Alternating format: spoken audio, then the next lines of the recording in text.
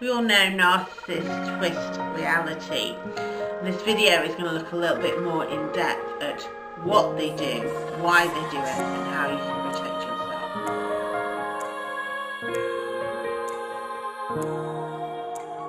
Why did you take my light?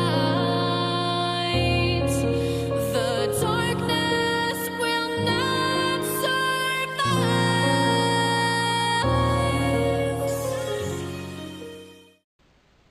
Welcome back to the Nurturing Coach channel. First of all, I just want to say I'm so sorry that I've not been around very much lately.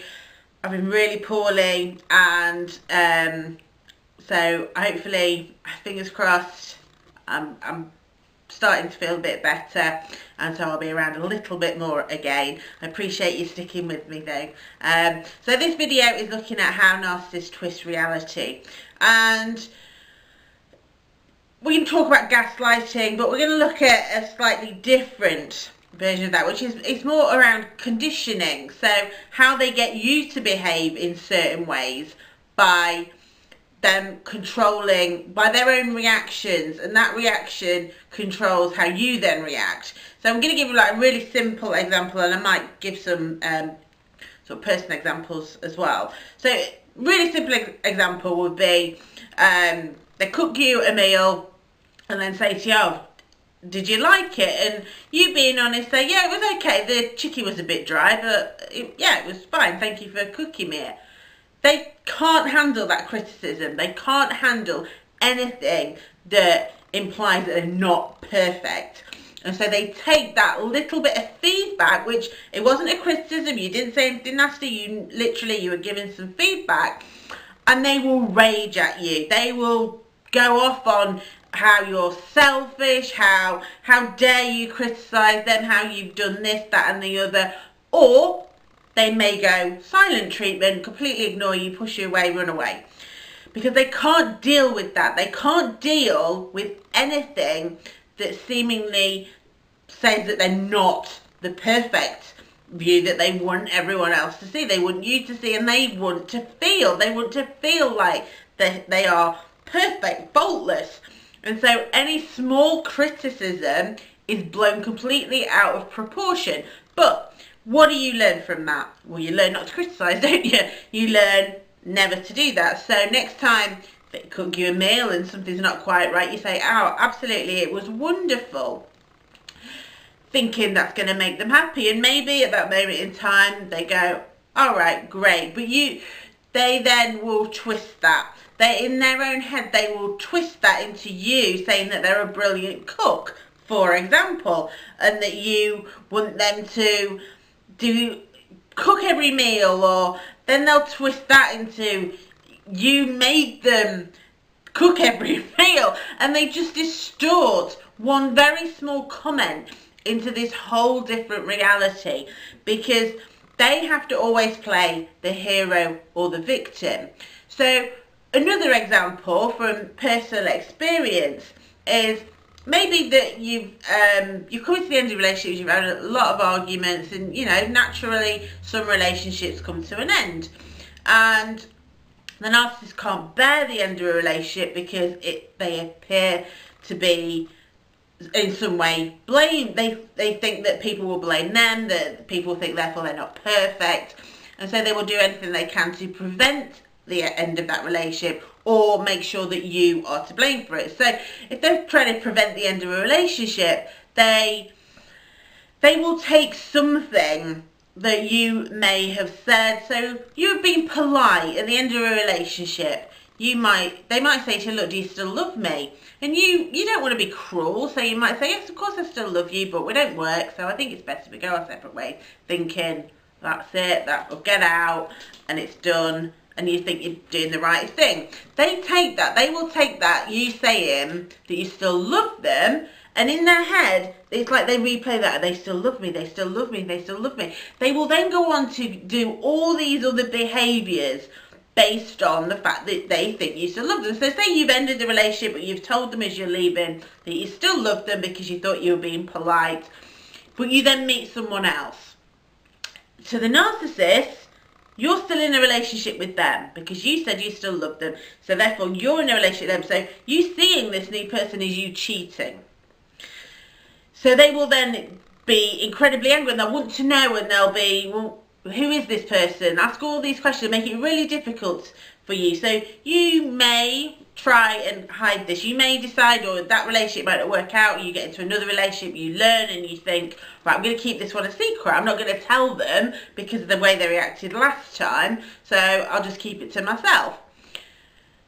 But because the narcissist still thinks you love them and that you're still in a relationship, they may get wind that there's someone new, or they may even still start asking questions like, well, can you come round? Can you do this? And as you say no, then they say, well, why can't you come round? Are you seeing someone else?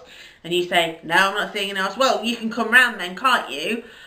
And they will just twist everything. But it gets to the point where you then get punished, because when you get caught up in the lie that you told, that you're not seeing someone else, you did it for the best of reasons.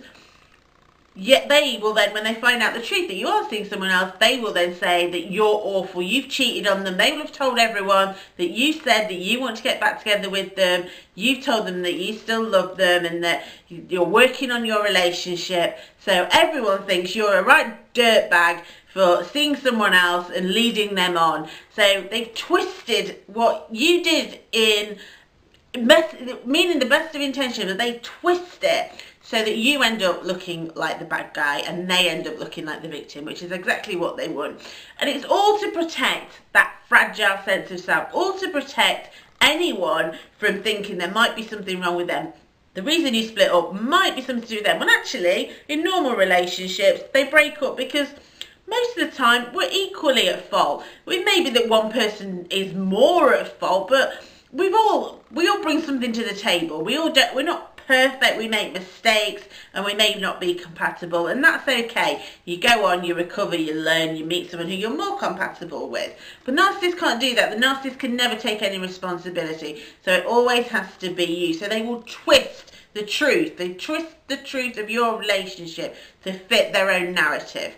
And their own narrative is that they're great, you're the problem, and they're the victim, or equally the hero if they can twist it to play that. So how do you protect yourself?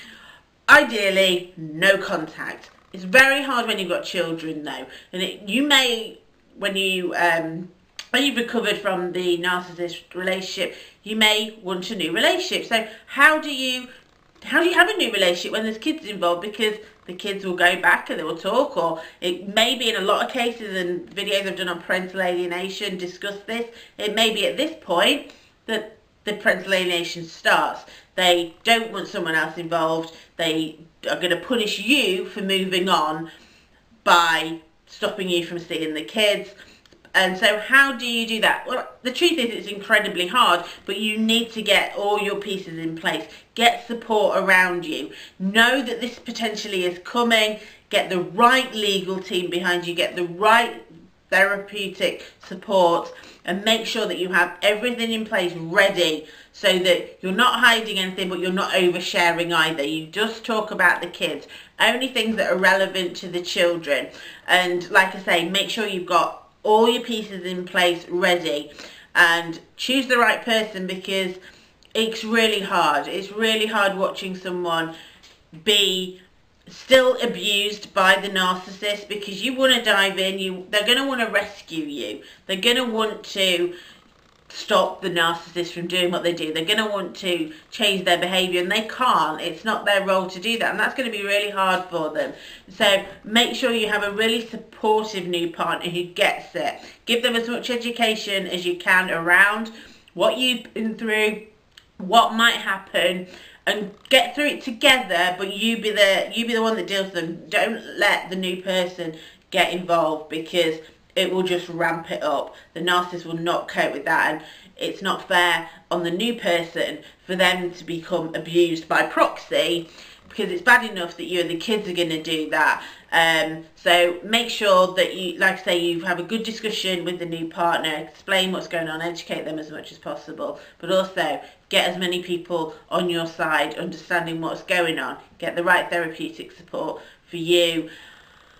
And I wish you the best of luck. It's not going to be easy, but it is possible. And just be aware, being aware that they're going to twist it. Everything you say is going to get twisted to fit their narrative. Once you know what their narrative is, you can be more conscious of that. And it's not difficult to figure that out. If you'd like any support, please do head over to Facebook, where just search for The Nurturing Coach. Give us a like on there, and you can have daily insights available from that page as well. Great to hear from you. Please do like, comment and share, and don't forget to click that subscribe button. It really does help.